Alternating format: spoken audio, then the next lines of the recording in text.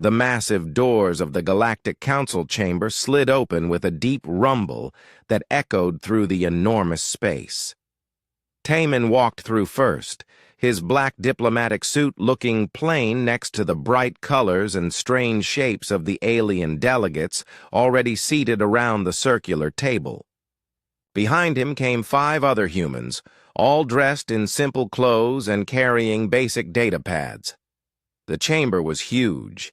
It had to be, to fit all the different species that made up the Galactic Council. The ceiling stretched up so high that it disappeared into shadows. Giant screens showed star maps and trade routes that connected thousands of worlds across the galaxy. The air smelled of different atmospheres mixed together, some sweet, some sharp, some that burned the nose. Taemin looked around at the other delegates and smiled politely. The Vorthak took up almost half the table by themselves.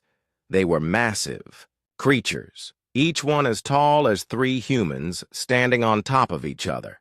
Their skin was dark gray like stone, and their 4 arms ended in claws that could crush a human skull without effort. Their leader, Vorthak, sat at the head of the table, like a mountain of muscle and bone. Next to them sat the Nethri delegation. These beings looked like living crystals that grew into the shape of people. Light moved through their bodies in patterns that hurt to look at directly. When they spoke, their voices sounded like glass breaking in a musical way. They had conquered 40 star systems just by thinking really hard at their enemies. The Zephyrians floated in special containers filled with gas. They looked like colored clouds with sparks of electricity running through them. No one really understood how they worked, but they could travel through space without ships and had destroyed entire fleets by creating storms that tore metal apart like paper. There were 12 other species around the table, each one more powerful than the last. Some had technology that could move stars. Others had weapons that could make a planet disappear. All of them looked at the 6 humans like they were looking at insects that had somehow learned to talk. "Humans," Vorthak said, his voice so deep it made the floor shake. "You come before the council to ask for trade rights. This is amusing." Taemin bowed slightly, still smiling. "Thank you, council leader. We are honored by this chance to speak with you." Mi Young, who sat next to Taemin, opened her data pad and began to read from their prepared notes. She was the cultural expert, and she had spent months learning how to speak to each species without making them angry. Her voice was calm and pleasant as she listed the human colonies that wanted to trade with the galaxy. "We have 17 worlds that produce food, minerals, and manufactured goods," she said. "Our people are skilled workers who can adapt to any environment. We hope to build peaceful relationships with all member species." A sound came from the Vorthak section that might have been laughter. It sounded like rocks falling down a mountain. "Adapt to any environment," repeated Counselor Zethmar, one of the smaller Vorthak who only had 2 arms instead of 4. "Yes, we have heard this about humans. You spread like bacteria growing wherever there is space. Very useful for a servant species." Jun Ho, the military liaison, kept his hands folded on the table. His face showed nothing, but his eyes watched every movement in the room. He had been a soldier before becoming a diplomat, and old habits were hard to break. "We prefer to think of it as being flexible," Taemin said, his smile never changing. "Humans have always been good at finding solutions to problems." "Problems," said one of the Nethri, the word ringing like a bell. "What problems could such a weak species solve that we cannot?" Sora, the intelligence officer, looked up from her datapad. She had been taking notes the whole time, writing down everything the aliens said. "Well," she said in a friendly voice, "we're very good at cleaning up after others. waste management, environmental repair, maintenance work, the kinds of jobs that more advanced species might find beneath them. This got more laughter from around the table. The Zephyrians made sounds like wind chimes in a storm. Even the normally silent Kethri delegation made clicking noises that their translators said meant amusement. Maintenance work, Vorthak said, shaking his massive head. The great human contribution to galactic civilization. How fitting. Dongwu, who handled trade negotiations, pulled up a holographic display showing human colonies. Our worlds produce enough food to feed 50 billion people, he said. We also mine rare metals and build basic technology. Nothing fancy, but reliable and cheap. Cheap, said a delegate from the Mordak Empire, a species that looked like walking plants with too many teeth. Yes, that is what we expect from humans. Cheap labor, cheap goods, cheap lives. The words hung in the air like a threat. Several species began talking among themselves, their voices mixing into a noise that the translators couldn't handle. Taemin listened carefully, though he didn't let his expression change. Hai Jin, the xenobiologist, made notes about each species as they talked. She had studied alien life forms for years, learning their strengths and weaknesses. Her research was thorough, covering everything from their biology to their psychology. She worked quietly, attracting no attention. Perhaps, Vorthak said, raising one massive hand to quiet the room, we should discuss what the Council might offer humanity in return for these services. The way he said the word services made it sound like something dirty.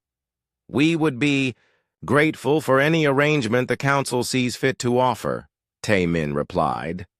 Young Su, the legal expert, started to say something, then stopped. He looked at Taemin, who gave a tiny shake of his head. Not yet. The Vorthak Empire has been discussing this matter with our allies, Vorthak continued. We have decided that humanity needs protection. The galaxy is dangerous for such a fragile species. Protection? Mi-Young asked, tilting her head slightly. That's very kind of you to consider. Yes, said Zethmar, his forearms spreading wide in a gesture that might have been meant to look generous. We would take responsibility for keeping human worlds safe. In return, we would need certain considerations: food production quotas, mining rights, population management. The human delegates listened politely, nodding at appropriate moments. They asked a few questions about details, always in respectful tones. They thanked the Council for their concern about human safety. But anyone watching closely might have noticed small things. The way Junho's breathing never changed, even when the aliens talked about population management. How Sora's pen never stopped moving across her datapad, the fact that Dongwu kept checking his watch, as if he was timing something. We will need time to discuss this generous offer with our government, Taemin said finally. Of course, Vorthak rumbled. But do not take too long. The galaxy grows more dangerous each day. It would be unfortunate if something happened to your outer colonies while you were considering our protection. The threat was clear enough that even the diplomatic translators couldn't soften it. We understand completely, Taemin said, standing up and bowing again. Thank you for your time and wisdom. We will have an answer for you within 72 hours. As the human delegation filed out of the chamber, the alien species began talking excitedly among themselves. They had done it. Humanity, the stubborn species that had refused to accept their proper place in the galaxy, was finally going to submit. None of them noticed that the humans left behind a small device under the table. It was no bigger than a coin, and it made no sound. but it was listening to every word they said. Outside in the corridor, Taemin walked slowly toward the human quarters. His smile had not changed once during the entire meeting. Behind him, his 5 companions moved with the same calm pace, their faces showing nothing but professional politeness. They had work to do. The human quarters were small and plain compared to the grand suites given to other species. The walls were gray metal, and the furniture looked like it came from a military base. But the 6 humans didn't seem to mind as they gathered around a simple table in the main room. Taemin loosened his tie but kept his diplomatic expression. "Well," he said quietly, "that went about as expected." Sora opened her datapad and began scrolling through information that hadn't been there an hour ago. Her fingers moved across the screen with practiced ease, pulling up files that would have taken most people days to find. "I've got good news and bad news," she said in the same calm voice she had used during the meeting. "Bad news first," said Jun-Ho, finally allowing some tension to show in his shoulders. 37 Vorthak battle cruisers left their home system 6 hours ago. They're heading for our outer colonies using jump routes that would get them there in 48 hours. Sora's voice was steady, like she was reading a weather report. "Intelligence suggests they plan to demonstrate what happens to species that don't accept Vorthak protection." Mi-young looked up from her own datapad, where she had been reviewing cultural files on each council species. "How many civilians on those worlds?" 17.3 million, Sora replied without hesitation. "Mostly farming communities and mining operations. Light defensive capabilities." The room was quiet for a moment. Anyone watching from outside would have seen 6 people discussing the potential death of millions with less emotion than most people showed when ordering lunch. "And the good news?" asked Dong-Wu, who was already pulling up economic models on his tablet. "The listening device I placed worked perfectly. We now have complete records of what they're really planning." Sora touched her screen, and a holographic display appeared above the table. "They don't just want our resources. They want to break us completely." The display showed documents in alien writing, with translation scrolling beside them. Plans for human breeding programs, discussions about which human colonies would be most useful as slave labor, calculations about how long it would take to reduce human population to manageable levels. Hyojin studied the biological data with scientific interest. "Fascinating," she said softly. "They've done psychological profiles on our entire species. They actually think we'll accept this because we're too weak to fight back. Psychologically speaking, they're not entirely wrong," said Young-Soo, reading through legal documents that outlined humanity's future as a servant species. "Most species in their position would submit. The alternative is extinction." Taemin stood up and walked to the small window that looked out at the space station's docking bay. More ships were arriving every hour. Some belonged to council species, coming to witness humanity's surrender. Others were human vessels, officially listed as evacuation transports. "Have you contacted Earth?" asked Mi-young. 2 hours ago, Taemin replied, still looking out the window. "High Command sends their regards and says to proceed as necessary."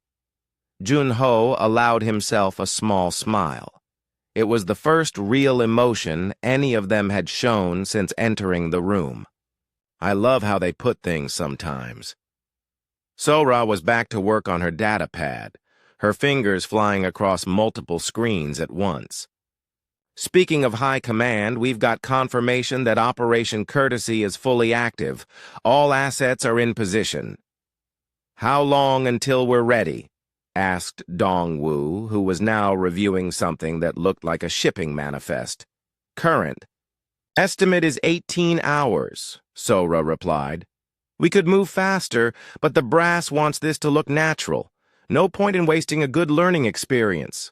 Hyojin pulled up detailed biological files on every species in the council.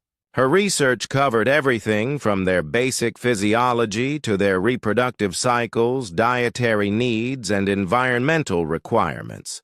She studied each one with the focus of someone preparing for a final exam. "The Vorthak are interesting," she said, highlighting sections of data with her stylus. "Very strong, very tough, but they need a specific mix of gases in their atmosphere. Take away their breathing apparatus, and they have about 6 minutes. The Nethri are more complex," she continued, switching to a different file. "They're not really individuals like us. Each one is connected to a network that spans their entire civilization. Disrupt the network, and they become confused and helpless." "And the Zephyrians?" asked Mi-young. "Pure energy beings," Hyojin replied, pulling up electromagnetic readings. "They exist in a very narrow frequency range. Shift that frequency by just a few percentages, and they lose cohesion." Young-soo looked up from his legal work. "Are we really going to do this? Attack the entire Galactic Council?" "Attack is such an ugly word," said Taemin, turning away from the window.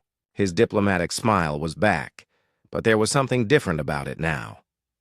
"We're simply going to educate them about the benefits of mutual respect." A soft chime indicated an incoming message. Sora glanced at her pad and nodded. "More ships arriving. We now have 57 human vessels in the system, all officially here for evacuation purposes." "Any council suspicions?" asked Junho. "None. They see exactly what they expect to see, scared humans running away from the big bad aliens." Sora's tone was perfectly neutral. "The Vorthak are actually placing bets on how many ships will try to flee when the shooting starts." Dongwu looked up from his economic calculations. "This is going to cost them, you know. Their entire economy depends on intimidating smaller species into unfair trade deals. Once word gets out that humans fought back successfully, other species might start getting ideas." "Good," said Mi-young. "Maybe it's time the galaxy learned that being strong doesn't always mean being right." Another chime, this one from Taemin's personal communicator. He read the message and nodded. "Earth wants us to give them one more chance. Formal diplomatic process and all that." "How generous of us," said Junho dryly. Hyojin was still studying alien biology files, making notes that looked more like engineering schematics than scientific observations. "You know what's really interesting about this council?" she said, without looking up. "They're all apex predators on their homeworlds. Every single one. They never learn to be prey." "Meaning?" asked Young-soo. "Meaning they don't know how to recognize another predator when it's pretending to be harmless." Hyojin finally looked up from her work, and for just a moment, her friendly expression slipped enough to show something much colder underneath. "They think our politeness is weakness." Sora received another update and shared it with the group. "Vorthak fleet is maintaining course. No sign they're willing to negotiate in good faith." "Well," said Taemin, straightening his tie, "I suppose we'll have to teach them the difference between can't and won't." The group spent the next hour reviewing their individual assignments. Sora coordinated with intelligence assets across the galaxy. Junho checked in with military commanders who were officially on leave. Mi-young prepared cultural briefings that would help their people understand alien psychology during combat operations. Dongwu ran economic projections that calculated the cost of rebuilding galactic civilization after it collapsed. Hyojin finalized biological assessments that would ensure minimal casualties among alien civilians. Young Su drafted legal documents that would establish new diplomatic protocols after the current council structure fell apart. All of this was done with the same calm professionalism they had shown during the council meeting. They discussed the potential end of galactic civilization, the way office workers might plan a company picnic. As the day shift ended and artificial night began on the station, the human delegation prepared for dinner. They had been invited to eat with some of the minor council species who wanted to hear more about humanity's inevitable surrender. "Remember," Taemin said as they prepared to leave their quarters, "we're still scared little humans who are grateful for any scraps the council might throw us." "Of course," replied Mi Young, her bright smile perfectly in place. "We're just so honored to be here." They walked out into the station's corridors, past alien delegations who whispered and pointed at the humans who would soon learn their proper place in the galaxy. None of the aliens noticed that the humans moved with perfect coordination, or that their seemingly casual conversations included detailed tactical updates. The dinner would be interesting. It was always educational to watch bullies celebrate before they discovered they had chosen the wrong victim. The second council session began exactly on schedule. The great chamber buzzed with excited energy as alien delegates took their seats, many of them clearly expecting to witness humanity's formal surrender. The massive screens around the room showed real-time updates from across the galaxy, including the locations of various military fleets. Taemin led his delegation through the enormous doors again, but something had changed overnight. The humans walked with the same careful politeness as before, but their movements were more precise now. They filed to their seats with military efficiency disguised as diplomatic protocol. "Honored council members," Taemin began, standing at his designated speaking position, "we have spent the night carefully considering your generous offer of protection." Vorthak leaned back in his massive chair, all four arms folded in satisfaction. "And what has humanity decided?" "We have questions," Taemin replied with his diplomatic smile.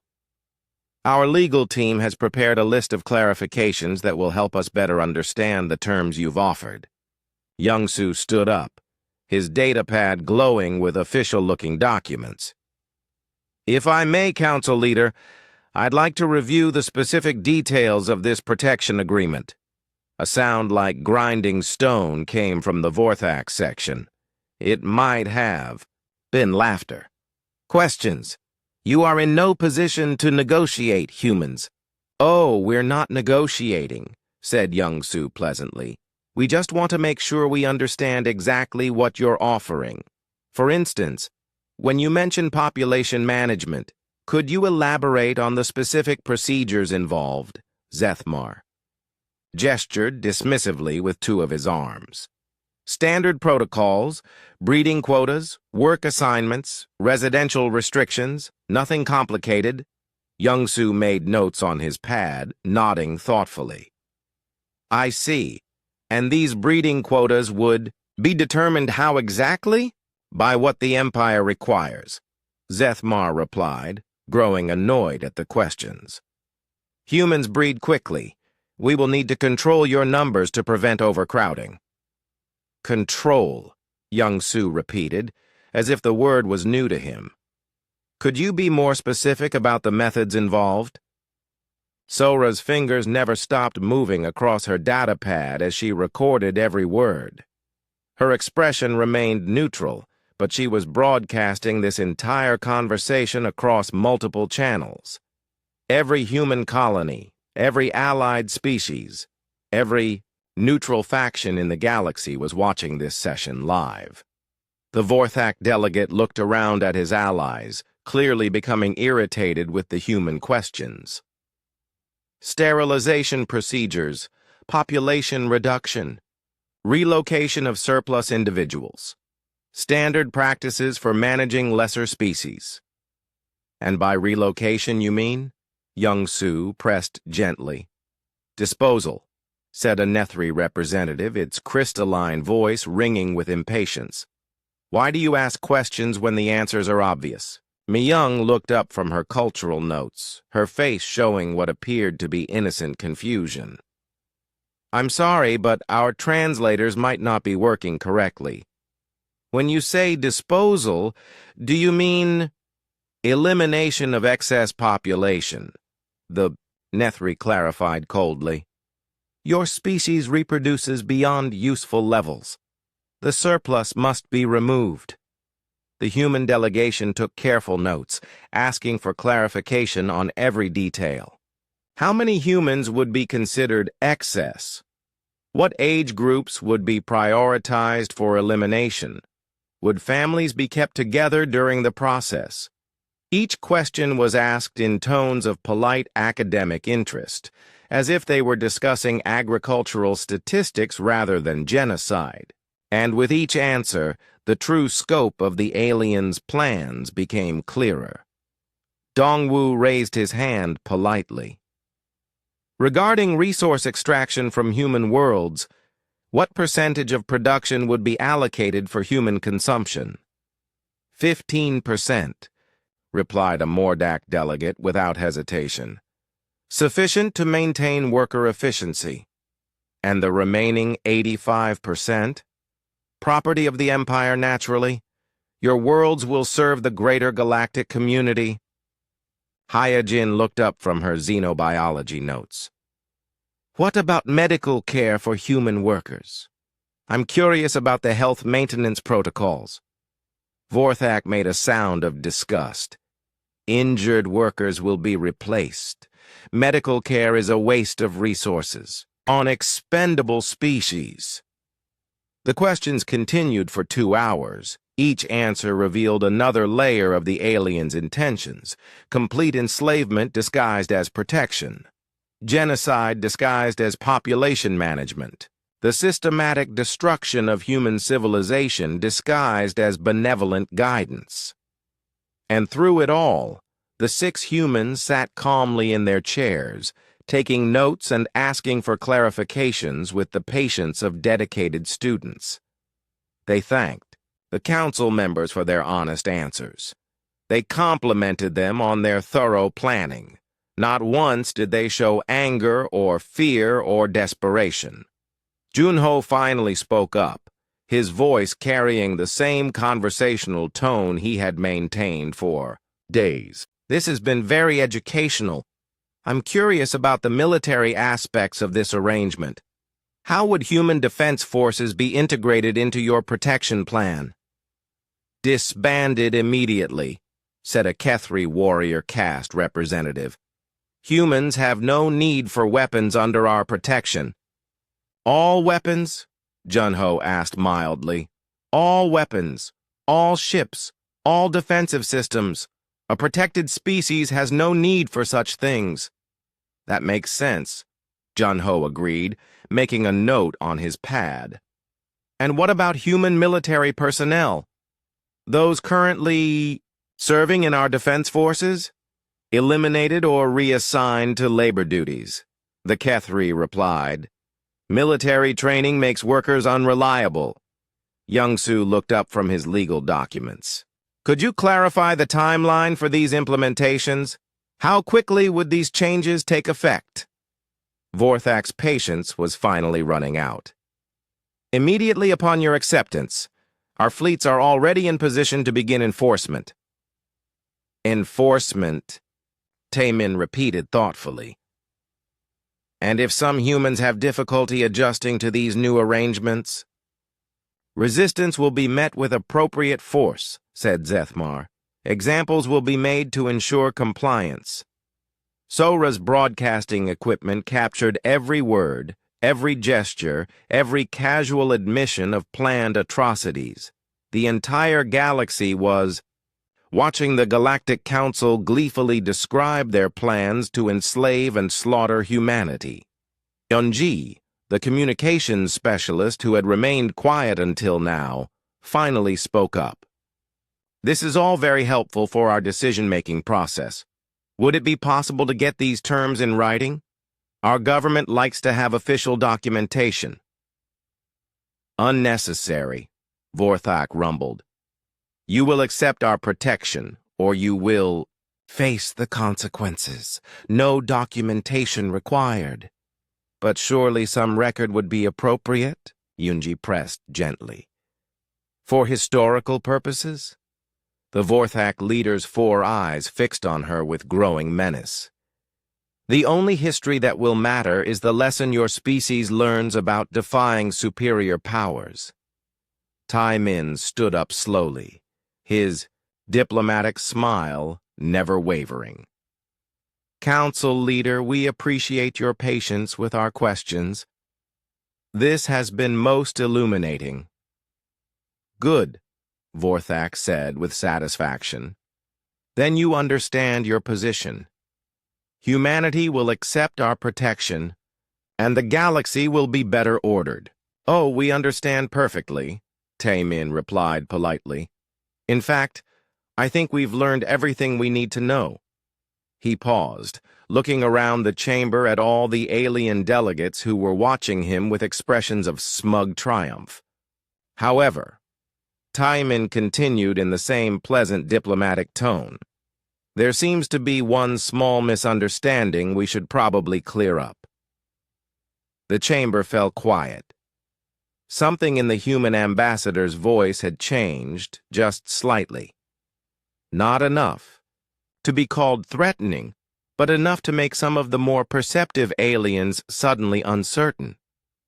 "You seem to believe," Tai-Min said, his smile becoming somehow brighter, "that we came here to surrender." The silence stretched for exactly 3 seconds. "We didn't." The silence in the council chamber lasted exactly 3 heartbeats. Then chaos erupted as alien delegates began shouting in dozens of languages, their translators struggling to keep up with the sudden flood of demands, threats, and confusion. Tai-Min remained standing, his diplomatic smile unchanged, waiting patiently for the noise to die down. Behind him, his 5 companions sat calmly in their chairs, looking more like they were attending a lecture than facing the combined fury of the galaxy's most powerful species. "Silence!" Vorthak's voice boomed through the chamber, causing the floor to vibrate. The massive Vorthak leader rose from his seat, all 4 arms spread wide in a gesture of dominance that had terrified countless species. "You dare refuse the Council's protection?" "We respectfully decline," Tai-Min corrected politely. "There's a difference." Sora looked up from her datapad with genuine interest. "Speaking of differences, you might want to check on your fleets. The Vorthak battle group heading for our colonies is experiencing some technical difficulties." Vorthak's 4 eyes narrowed dangerously. "What kind of difficulties?" "Oh, the usual," Sora replied conversationally. "Complete systems failure, life support offline, navigation down, engines dead, weapons non-functional, really quite comprehensive." Several Vorthak delegates immediately began trying to contact their ships, their massive claws fumbling with communication devices. The results were clearly not what they expected, based on the growing panic in their gestures. Insu, who had been quietly working on his datapad throughout the entire session, looked up with the expression of someone sharing interesting news. "The Nethri collective nodes are also offline, by the way, started about 7 minutes ago. Apparently, their network experienced what human technicians like to call a cascading feedback loop. The crystalline beings began emitting high-pitched sounds that their translators couldn't process. Several of them flickered, their light patterns becoming erratic and confused. "How," one of the Nethri managed to say before its voice dissolved into electronic static. "Fascinating engineering, really," Insu continued helpfully. Your entire species shares a quantum consciousness network. Very efficient, but terribly vulnerable to the right kind of interference. We've been studying it for months. Boram, the cultural specialist, raised her hand like a student asking a question. Oh. And the Zephyrian home nebula is experiencing some unusual atmospheric disturbances. Something about impossible ionization patterns? I'm not a physicist, but our science teams say it's quite remarkable. The Zephyrian delegates, floating in their gas-filled containers, began swirling frantically. Electrical discharges flickered through their cloudy forms, but the patterns were wrong, chaotic. You cannot. One of them managed to wheeze through its translation device. Our people, millions, are perfectly safe, Boram assured them brightly. We're not monsters. The ionization field is just disrupting your ability to maintain coherent thought across interstellar distances. Think of it as temporary confusion. Dongwu cleared his throat politely. While we're sharing updates, I should mention that the Galactic Trade Network experienced some interesting fluctuations in the last few hours. Apparently, 73% of interspecies commerce depends on navigation beacons maintained by human contractors. He paused to check something on his data pad. Those beacons have been reconfigured. Ships are having trouble finding their destinations. Trade routes that took days now take weeks. Some fleets are completely lost. The economic implications hit the council delegates like a physical blow. Trade was the lifeblood of galactic civilization. Without reliable navigation, entire economies would collapse within days. This is impossible, snarled Zethmar, his two arms gesturing wildly. Humans lack the technology for such operations. You are a primitive species.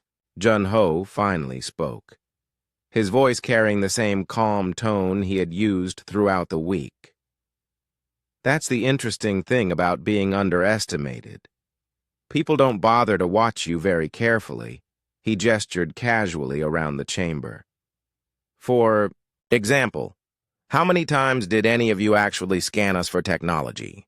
Check our credentials? Verify our backgrounds? The silence that followed was different from before. This was the silence of predators realizing they might have made a terrible mistake. You see? Jun-Ho continued conversationally. We've been mapping your military assets, economic systems, and technological dependencies for the past 18 months. Every trade negotiation, every cultural exchange, every diplomatic mission. We've been taking inventory. Haya Jin looked up from her xenobiology, notes with an expression of scientific interest. The biological surveys were particularly enlightening. Did you know that the Vorthak respiratory system can only process oxygen at specific pressure levels, drop it by 15%, and they become unconscious within minutes? Several Vorthak delegates immediately checked their atmospheric readings and found them dropping steadily. The Kethri have an interesting weakness, too, Hyejin continued academically. Their exoskeletons are incredibly strong, but their joints depend on a particular lubricant that their bodies produce. Introduce the right enzyme, and they become completely paralyzed. Around the table, Kethri warriors were discovering that their limbs were becoming increasingly difficult to move. Young Su stood up, his legal documents neatly organized. From a legal standpoint, this is all quite fascinating. According to Galactic Council law, species have the right to defend themselves against aggression. Every threat you've made, every plan you've described, every casual mention of genocide has been recorded and broadcast across the galaxy. He gestured to the screens around the chamber, which now showed footage from the previous day's session. The entire galaxy had watched the Council gleefully describe their plans to enslave and slaughter humanity. Public opinion is turning against you rather quickly. Young Su observed mildly. Apparently, other species don't appreciate learning, that they might be next on your list of protection candidates. Taemin walked slowly to the center of the chamber, his diplomatic smile now carrying undertones that made several delegates step back involuntarily. "The really interesting part," he said conversationally, "is that we tried to do this the easy way.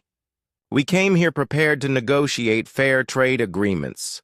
We were willing to accept junior partner status. We even had backup plans that would have given you most of what you wanted." He paused, looking around at the increasingly panicked alien. "Delegates, but you insisted on slavery. You demanded genocide. You wanted to own us completely." His smile became slightly sharper. That changed the parameters of our response. Vorthak tried to rise from his seat, but found his massive form increasingly difficult to control as his atmosphere continued to thin. "You cannot do this." "Oh, but we can," Taemin replied pleasantly. "You see, while you were celebrating your inevitable victory over the weak humans, we were demonstrating something much more important." He gestured toward the screens showing real-time reports from across the galaxy. Military fleets disabled, communication networks down, trade routes disrupted, economic systems failing. "We weren't asking for your permission," Taemin said, his diplomatic tone never wavering. "We were showing you exactly what we're capable of when we decide to stop being polite." The chamber erupted in panic as more systems failed, more fleets went dark, and the true scope of humanity's coordination became clear. But through it all, the 6 humans remained seated calmly at their table, watching the chaos unfold with professional interest. They had warned the Council in their own way. They had tried diplomacy first. Now they were providing education. The council chamber had become a scene of controlled chaos. Alien delegates frantically worked their communication devices, trying to contact home worlds, fleets, and colonies that were no longer responding. The air filled with the sounds of distress calls in dozens of languages, all asking the same question: what was happening? Sung-ho, who had been silent through most of the crisis, finally looked up from his data pad. His voice carried the conversational tone of someone discussing the weather. "The interesting thing about humans is that we're actually quite good at pretending to be civilized. We've had thousands of years of practice." He gestured mildly toward the chaos around them. "Most species assume that because we don't immediately attack everything we meet, we must be naturally peaceful. It's a reasonable mistake to make." Na-young, sitting beside him, added helpfully, "The anthropological term is social camouflage. We learned early in our development that showing our true nature tends to make other species uncomfortable." Vorthak, struggling to breathe properly as his atmosphere continued to thin, managed to gasp out, "What are you?" Taemin tilted his head slightly, as if considering the question seriously. "We're problem solvers," he said finally. "It's what we've always been. The problem is that most species don't recognize a solution until they've become part of it." Around the chamber, the screens continued displaying real-time updates from across the galaxy. The scope of humanity's operation was becoming clearer with each passing minute, and it was staggering in its precision. Sora read from her datapad with clinical efficiency. "Vorthak Empire, 37 battlecruisers disabled, orbital defense. Platforms offline, primary command centers experiencing power failures. Estimated time to complete paralysis, 2 hours, 15 minutes. She scrolled down to the next entry. "Nethri Collective. all primary nodes disconnected from the network, secondary nodes operating at 12% capacity, civilian populations experiencing temporary cognitive disruption but no permanent damage. Zephyrian Confederacy, she continued. Primary nebula experiencing controlled ionization storms, military formations dispersed and unable to maintain coherence, civilian populations relocated to stable atmospheric zones. The list went on. Every major military power in the Council was being systematically neutralized with surgical precision. But what was most terrifying to the alien delegates was not the scope of the operation, but the casual professionalism with which the humans discussed it. Insu looked up from his tactical display. Current status update, Galactic Communication. Network operating at 37% capacity. Navigation beacon network reconfigured to new human protocols. Intersystem trade routes disrupted but not destroyed. He paused to check another screen. Estimated time to complete strategic paralysis of all hostile forces, 3 hours, 42 minutes. We're actually running ahead of schedule. Counselor Zethmar, his breathing becoming increasingly labored, tried one last desperate threat. You cannot maintain this. Our allies will come. Mi-Young looked up from her cultural analysis with genuine interest. Oh, you mean the Draknari Commonwealth? They're experiencing some technical difficulties with their jump drive technology. Apparently, someone introduced a virus into their navigation computers. She turned a page in her notes. The Stellar Federation is also having problems. Something about their AI command networks developing an unexpected pacifist philosophy. Very philosophical, actually. They've decided that violence is illogical. Young-Soo added helpfully, the legal ramifications are quite interesting, since every action we've taken has been purely defensive in nature. We're operating within established galactic law. You did declare hostile intent against human colonies after all. The most chilling aspect of the entire situation was that the humans weren't gloating or celebrating. They discussed the systematic dismantling of galactic civilization with the same tone they might use to review quarterly reports. Dong-Wu pulled up an economic projection on his screen. The interesting thing about this whole situation is that we're not actually trying to destroy anyone. We're just demonstrating how fragile your current power structure really is. He gestured toward a complex chart showing trade relationships. For example, the Vorthak Empire controls 47 star systems, but their economy depends entirely on trade routes maintained by 17 smaller species. Cut those routes, and the empire becomes unsustainable within 6 months. The Nethri. Collective, he continued, switching to another chart, appears incredibly powerful because of their shared consciousness network. But that same network makes them completely vulnerable to coordinated disruption. Affect one node, and you can cascade the effect across their entire civilization. Haya-Jin finally looked up from her biological analysis.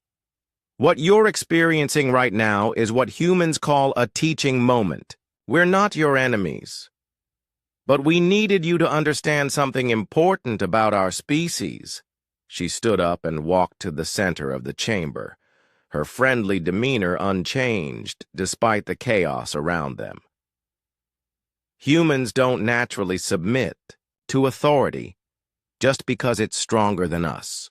We submit when authority is legitimate, fair, and respectful. What you offered us was none of those things. The alien delegates were beginning to understand the scope of their miscalculation. They had seen humanity's small size, limited technology, and peaceful approach to diplomacy, and assumed those were signs of weakness. They had never considered that those might be choices. Jun-Ho checked his chronometer and made a note on his data pad. We should probably wrap this up soon. The other species are going to start panicking if their communications stay down much longer. Sora nodded and began typing commands into her interface. Beginning restoration protocols for non-hostile entities. Civilian communication networks coming back online in neutral territories. The screens around the chamber began showing new information. Species that had remained neutral or had opposed the Council's aggressive policies found their systems returning to normal operation. Communication networks reconnected. Navigation beacons resumed standard operation. Trade routes reopened, but the major council powers remained in darkness. Taemin looked around the chamber at the struggling alien delegates, his diplomatic expression returning to its previous polite neutrality. Now, I believe we were discussing trade agreements? The silence that followed was profound. Every alien delegate who could still communicate was staring at the humans with a mixture of terror and unwilling respect. The terms we originally proposed are still on the table, Taemin continued pleasantly. Fair trade, mutual respect, equal treatment under galactic law. We're very reasonable negotiators when people approach us with honest intentions. He paused, his smile becoming slightly less diplomatic and more genuine. However, the protection arrangements you offered are no longer under consideration. We've decided to handle our own security needs. Around the chamber, alien delegates who had spent days mocking human weakness were beginning to understand that they had never seen humanity's true nature at all. They had only seen humans being polite. 6 hours after the crisis began, the council chamber looked very different. The emergency lighting had been restored, and most of the alien delegates could breathe properly again. Communication systems were working, though on channels that humanity now clearly controlled. The massive screens showed a galaxy that was slowly returning to normal operation, but under new management. Ambassador Taemin stood at the head of the table, his diplomatic demeanor fully restored. The other 5 humans sat quietly in their chairs, datapads active, but their expressions calm and professional. They looked exactly like they had 3 days ago, when they had first entered the chamber as supplicants seeking trade agreements. But everything else had changed. Now then, Taemin said pleasantly, shall we discuss those trade agreements again? I believe you'll find our terms quite reasonable. The negotiations that followed were conducted in an atmosphere of shell-shocked respect. The surviving council, delegates, those whose systems were slowly being brought back online, found themselves actually listening to human proposals for the first time. Fair pricing for resources, mutual defense agreements based on voluntary participation, technology, sharing that benefited both parties, environmental protections for developing worlds, rights and protections for smaller species. Everything the humans had originally asked for, and everything the Council had initially dismissed as the desperate pleading of a weak species, Kyung-Soo, who had been introduced as a restoration coordinator, cheerfully explained how the disabled systems would be brought back online over the next 72 hours. His tone suggested he was discussing routine maintenance rather than holding the galaxy's infrastructure hostage. The beautiful thing about modern technology, he said with genuine enthusiasm, is how interconnected everything is. Navigation, systems, communication networks, life support, defense grids, economic databases, it's all connected, which makes it very efficient. He paused to check something on his datapad. Of course, that same interconnection makes everything quite vulnerable if someone knows where to look. But I'm sure you'll all be more careful about your security protocols in the future. The Vorthak delegation, what remained of it, huddled together at their section of the table. Vorthak himself was conscious again, though he moved carefully and kept checking his atmospheric readings. When he spoke, his voice lacked its previous arrogant authority. "How long have you been planning this?" he asked quietly. Taemin considered the question seriously. "Planning what, exactly? The defensive capabilities? Those have been in development since humans first left their home system. We learned early that the galaxy could be a dangerous place." He gestured mildly around the chamber. "The specific operation you witnessed today, that was put together after your fleet left Vorthak space heading for our colonies. About 18 hours of preparation time." The implications sank in slowly. Humanity had paralyzed the galaxy's major powers in less than a day, using systems they had been building for decades without anyone noticing. Sora looked up from her datapad with something that might have been sympathy. "The really tragic part is that we genuinely wanted to do this peacefully. Humans actually prefer cooperation to conflict. It's more efficient, and the results tend to last longer. But you insisted on slavery," added Mi Young, her cultural analysis complete, and genocide, and complete domination. That changed our approach somewhat. Young Su shuffled through his legal documents, pulling out a new set of papers.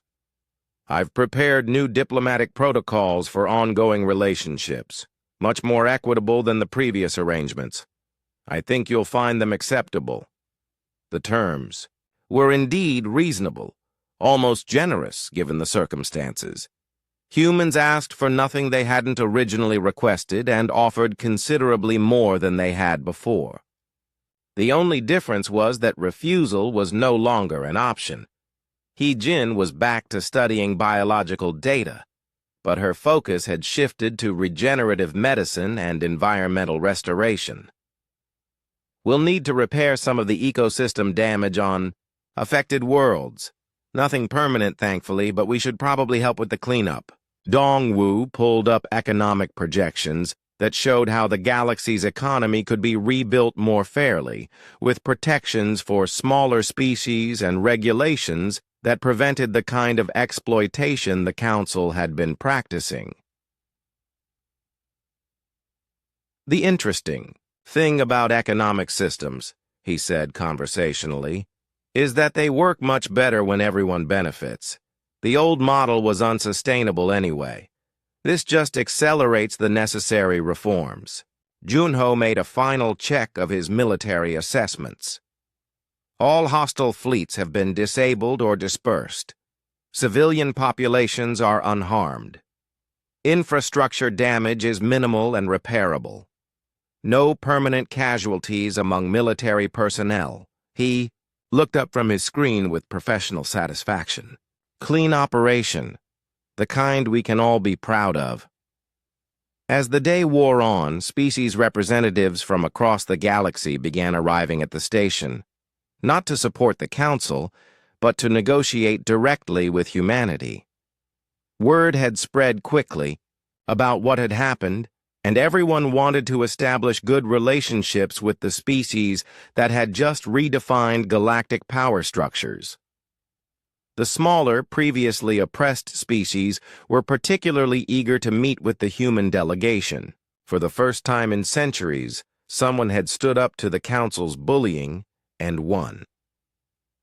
By evening, the station's diplomatic quarters were filled with delegations seeking new trade agreements, defense pacts, and cultural exchanges. The humans handled each meeting with the same professional courtesy they had shown throughout the crisis. Yoonji worked around the clock to schedule meetings and coordinate communications. Her cheerful efficiency made it easy to forget that she had helped orchestrate the galaxy's most successful military operation just hours earlier. As artificial night fell on the station, the human delegation gathered in their quarters for a final debriefing. They reviewed the day's events with the same calm professionalism they had shown throughout the crisis. "All objectives achieved," reported Sora. Strategic paralysis complete, diplomatic goals met, minimal casualties, infrastructure intact. Legal framework established, added Young Su. New protocols are being accepted across the galaxy. Previous council authority structure has been restructured. Cultural impact positive, said Mi Young. Other species are expressing interest in human approaches to conflict resolution and diplomacy. Taemin nodded approvingly. Earth will be pleased. We managed to avoid a war while establishing humanity's place in the galactic community. Hye-jin looked up from her biological restoration plans. You know what the best part is? We can actually be friends with these species now. Real relationships based on mutual respect instead of fear and domination. Outside their quarters, alien delegates walked the station corridors with a new understanding of their place in the galaxy. The humans weren't interested in ruling over them or replacing the old council with a new tyranny. They simply wanted to be treated as equals, but everyone now understood that equality was not a request. As the night cycle continued, reports came in from across the galaxy.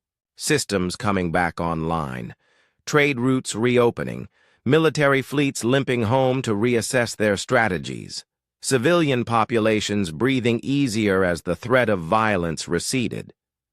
The galaxy was returning to normal, but it was a new normal. One where strength was measured not by the ability to dominate others, but by the wisdom to choose cooperation over conquest. In the morning, there would be more meetings, more negotiations, more careful diplomatic work to build the framework for a better galactic civilization. The humans would approach it all with the same professional courtesy they had shown from the beginning. After all, they were much better at being polite than anyone had imagined. They just preferred it when politeness was mutual.